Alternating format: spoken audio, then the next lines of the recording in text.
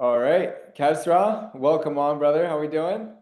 Doing good, man. Doing good. How about you? Awesome, bro. So first question for you. How much Yeah. money did you make last month? All right. So last month I cleared $27,000 from just one client. Fucking awesome, dude. That's so sick. And where do you Yeah. live? Where do you live and how old are you? I am 22 years old and I'm living in Kabul, Afghanistan. Pretty nice Wow. place.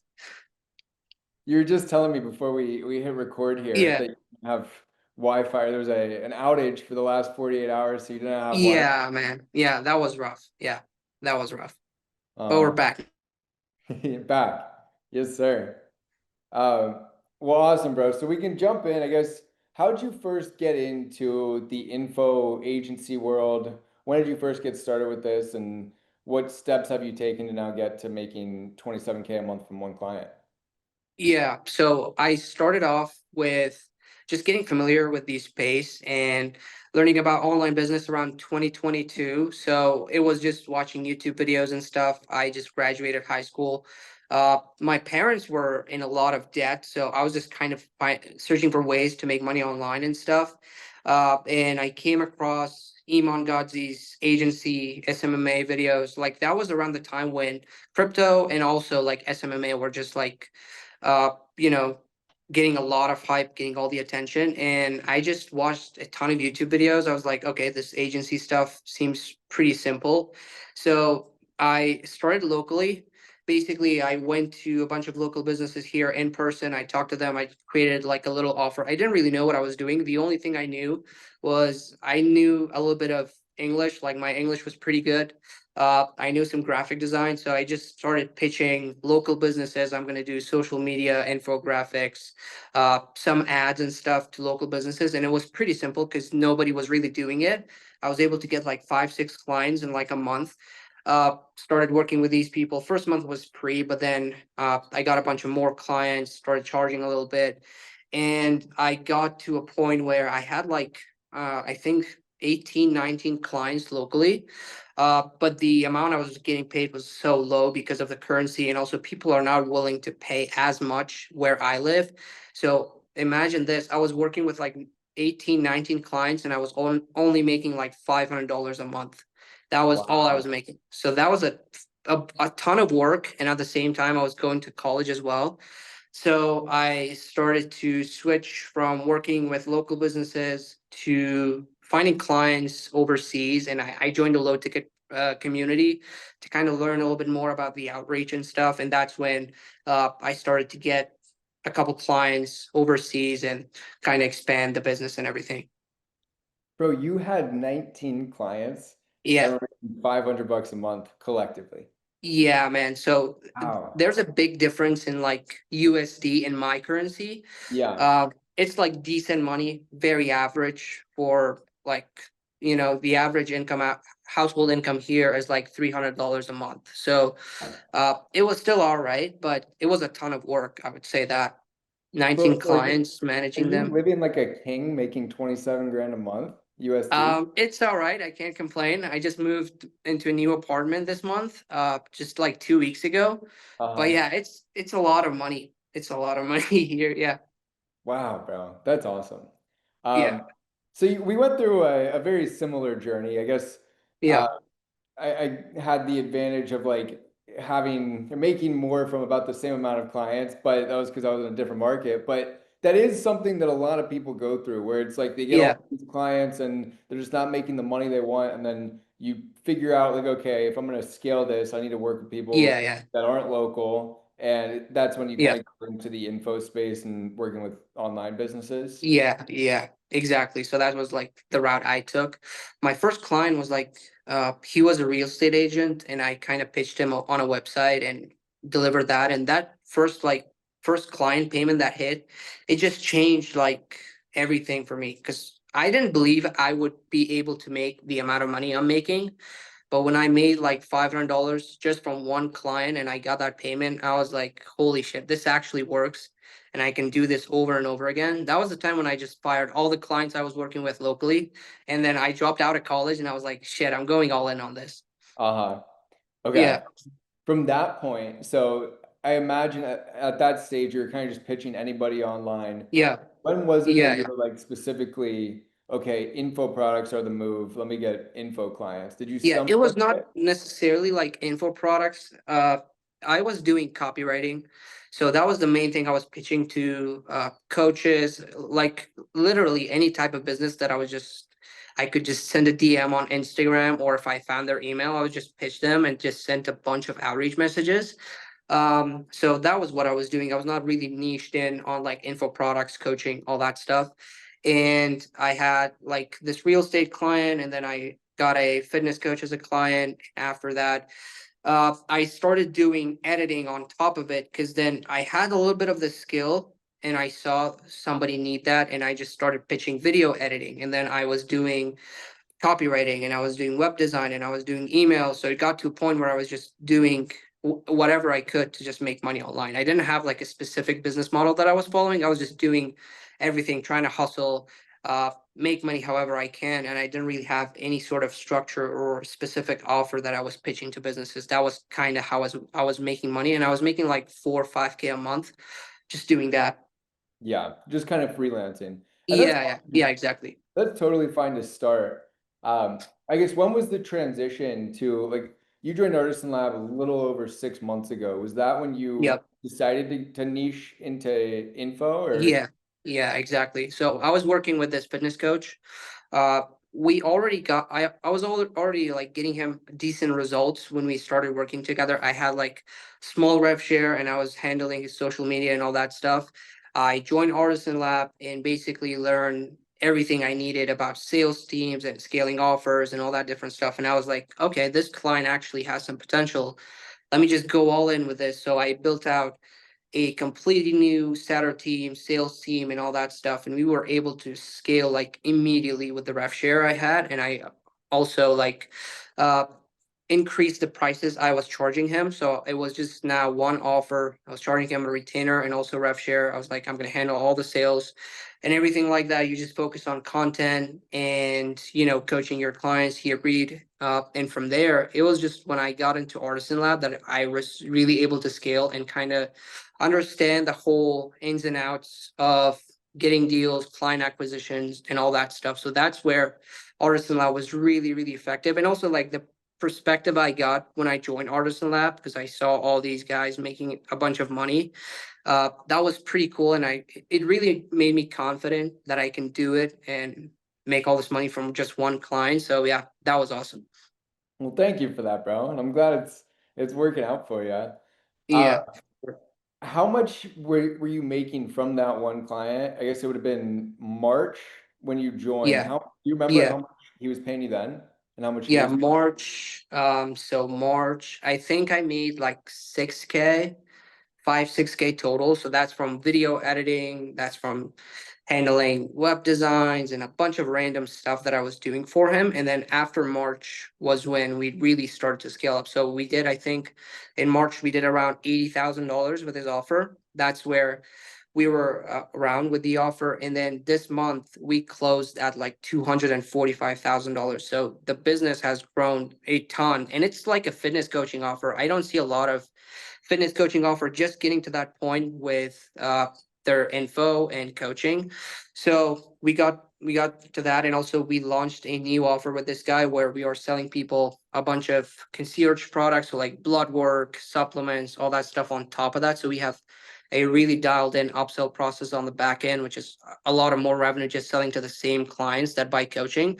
So yeah, that's been very, very systematized since I joined Artisan Lab, and we've been really to able to just scale this thing. Bro, it's hard to scale fitness coaching offers that way. Like, Yeah, we're onboarding a bunch of people, and yeah, but I do not see a lot of coaches making that money. All the coaches I no. see are like teaching coaching coaches or coaching fitness coaching, Right. like Sam Millsap. Yeah. And those guys, but then this is actually like it's hard to scale a fitness Yeah. coaching offer to that point.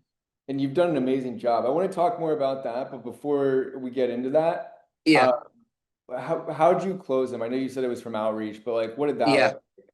yeah. So the outreach process, I basically reached out to them. I kind of went through his Instagram and stuff, saw what he was doing, and I just pitched him on basically, I think I pitched him on like a new VSL funnel.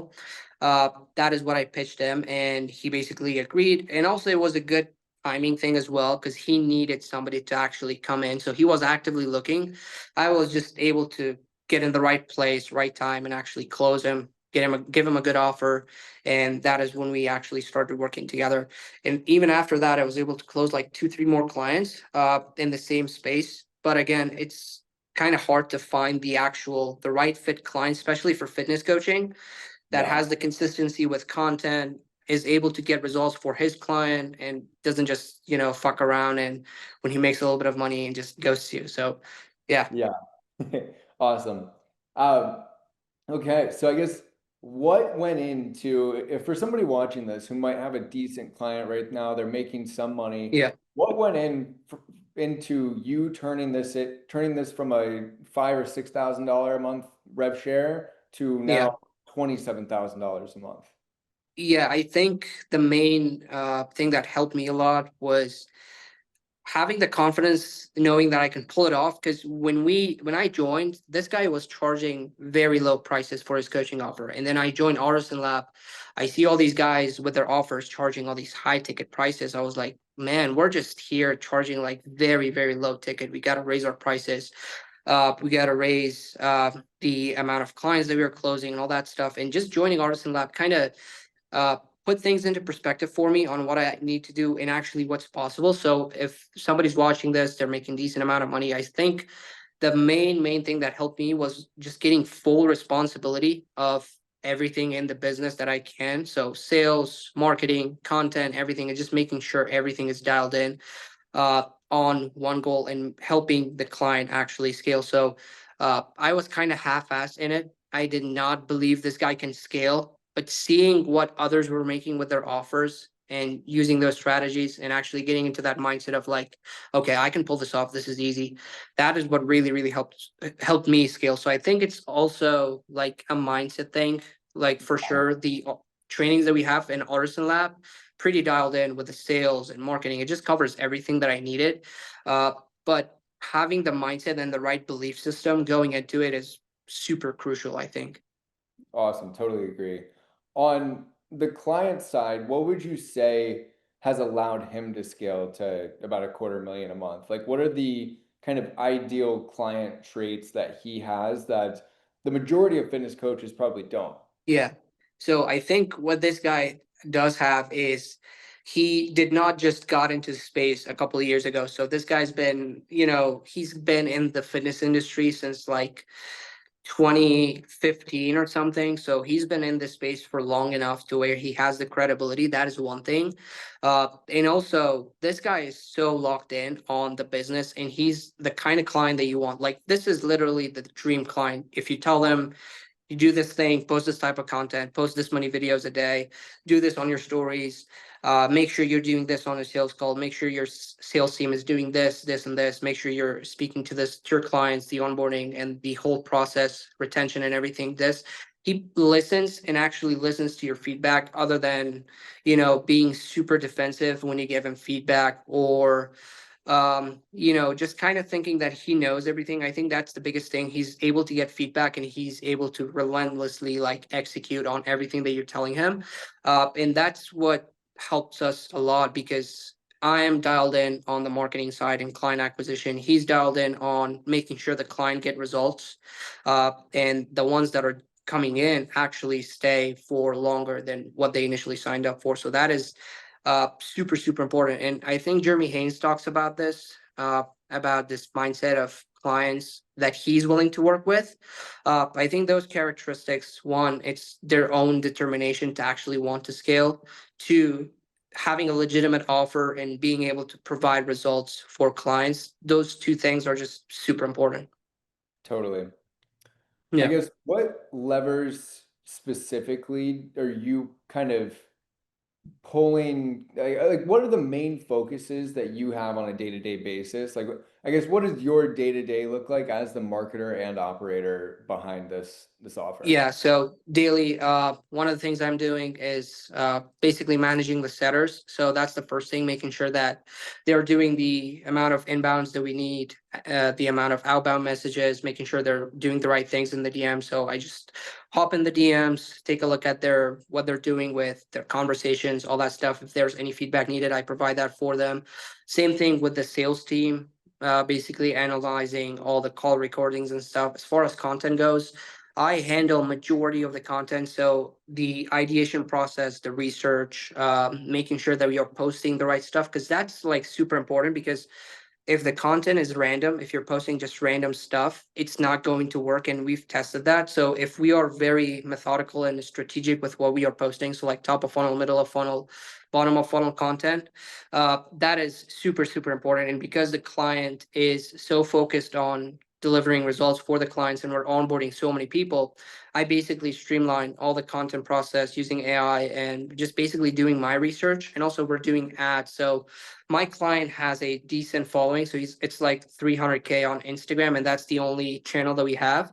And we are running a lot of ads as well. It's majority of them are retargeting ads, and those are the main things that I'm focused on. So ads, managing the setter and sales team, and making sure that we are posting the right content. That's basically it.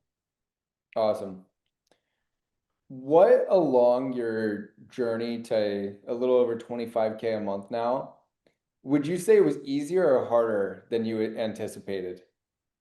I think the hardest part was getting to like 10K a month. Like that was the hardest part. So I was around 5, 6, 7K for I think 8 or 9 months. So I stalled there for a long time. And that's when I joined Artisan Lab. Uh, because I was like, I was semi comfortable in that situation because like 5K a month when I'm living here, I do not have a lot of expenses to be worried about paying rent or things like that. So I was like, let me just pay for a program where I'm in a position where I can network with other people who are in the same situation, doing the same things. And also, I just wanted to invest in myself and like take that risk. That is when I came across your content. So originally, I was watching Mason's content, and I almost joined like his copywriting offer. But then I came across your content, and I saw that you're like the real deal. You're just handling the entire back end of all these big names and stuff. So I was like, I'm gonna learn from Ben. So I joined the Artisan Lab, and the hardest part was getting out of that 5 to 10K a month. And then once I made and hit that first 10K a month, I think it was 1 or 2 months after joining Artisan Lab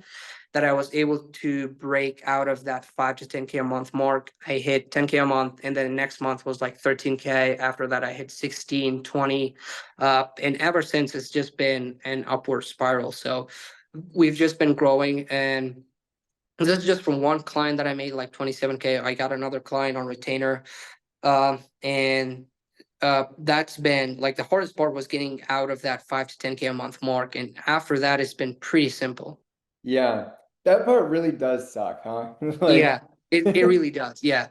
it is the trenches, but like you now, I mean, the only like getting to 50K a month or 100K a month from Yeah. where you're at now is exponentially easier because one, it's like a competency and proof of concept thing. Like you've done it once. You have one client who's Yeah. paying you over 25K a month. Not only Yeah. can you continue to scale with him and potentially get that to 30, 40, 50, but Yeah. you know exactly what to look for to get three more that are also in Yeah. a Exactly. similar scenario. So Yeah. Yeah.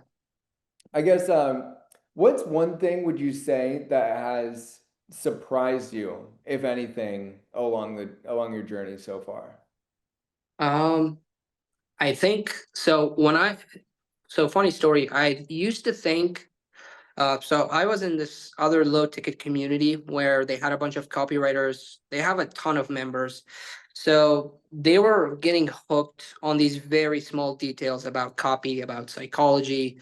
So if you were, let's say, posting your copy for review, they were just tear it down word by word. And I was like, okay, if these guys that are making very little money in this community are so hooked on these little things, the guys who are making a bunch of money like yourself, they would be even more hooked on these small little details, making sure everything is perfect. But then when I joined Artisan Lab and I joined the group calls with Jace, with Sean, with Cabrin, and I noticed that these guys are just focusing and putting all their attention on the highest leverage tasks. So making sure the offer is dialed in, making sure the content is dialed in, making sure that you are saying the right things on your webinars, stuff like that. And I didn't really see a lot of emphasis on the small little details that goes into the process. And I was like, okay, these guys are not overcomplicating it at all.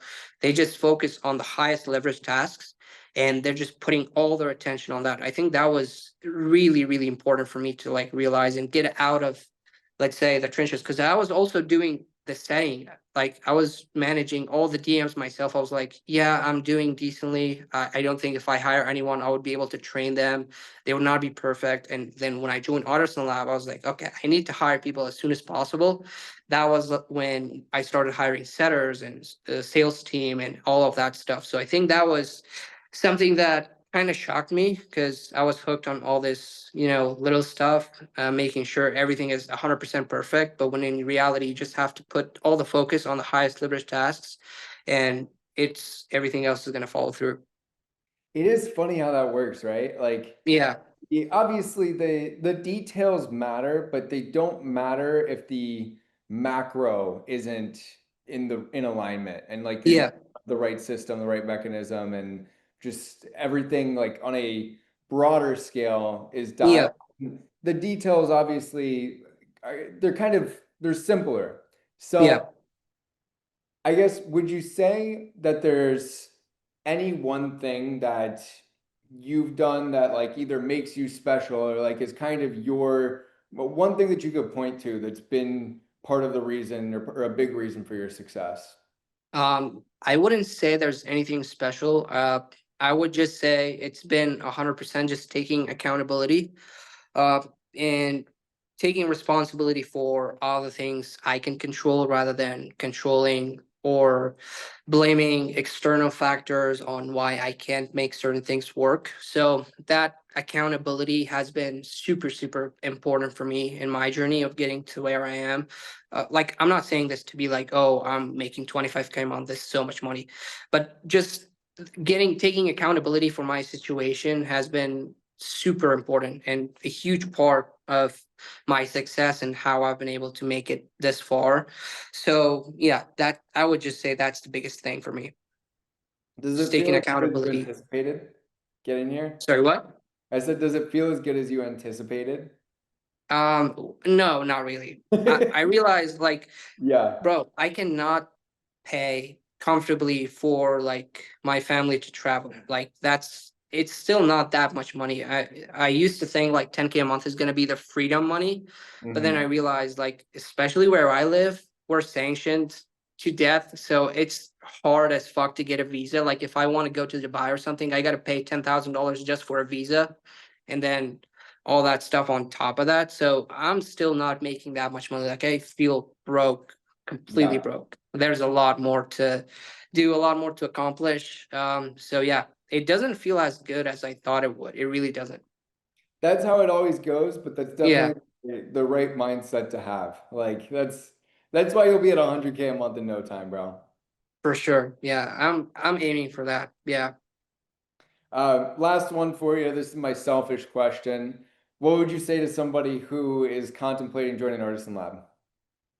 If you're watching this right now and you're not in Artisan Lab, just make sure I am living in Afghanistan. I barely have access to Wi-Fi. I'm making 25K a month. If you're in the US or anywhere better than where I live, you should be in Artisan Lab. You should be making money with AI operating.